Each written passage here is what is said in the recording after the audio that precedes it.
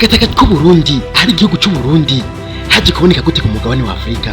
Mbo mugabane wa Afrika wabonetse gute ku isi? Ico gihe imigabane yari kwiye gutandukanya cyane, yari bikwiye kumenya tini Afrika, iyi ni Europe, ubu n'Uburaya, eka n'ibindi. Kera imigabane y'isi ntiyari itandukanye nko tuyizi uno munsi, yari yegeranye nk'igice kimwe kinini, ariko uko imyaka yagiye irahera ubutaka bwaratandukana, imigabane itangura kwitandukanya ubwayo. Muri ayo mahinduka niyo nyene Afrika yavukiye, ivukana n'agataka k'Uburundi.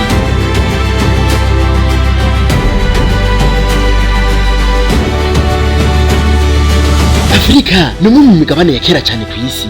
Imisozi yayo, ibiyaga byayo, eka n'ibiyaga zagiye biremwa buhoro buhoro nyuma y'imyaka amamiliyoni n'amamiliyoni. Mu burasirazuba bwa Afrika ubutaka bwaciye butandukana ahantu hanini cyane, niho havutse akarere kazwi uno munsi nka Great Rift Valley.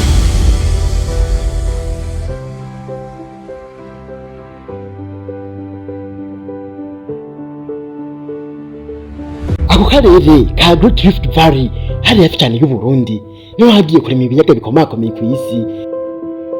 Ibiyaga nka Tanganyika, Kivu, eka na Victoria. Kandi muri ako karere nyene nyuma y'imyaka myinshi cyane igihugu c'Uburundi cyari kiteze kuzovukira.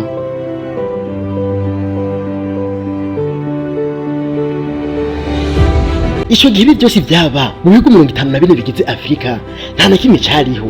Uburundi nabwo ntibwariho, nta bwami bwariho, nta bantu bariho.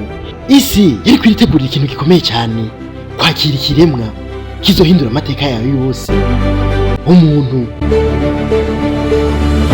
Umuntu wa mbere yabonetse gute ku isi? Hari kuwuhe mugabane? Yari irabura, yari umuzungu. Ngo twese twavuye kuri Adamu na Eva. None Adamu na Eva barabirabure n'abazungu. Nimba barabazungu, abirabure babonetse gute? Nimba barabirabure, abazungu bo babonetse gute?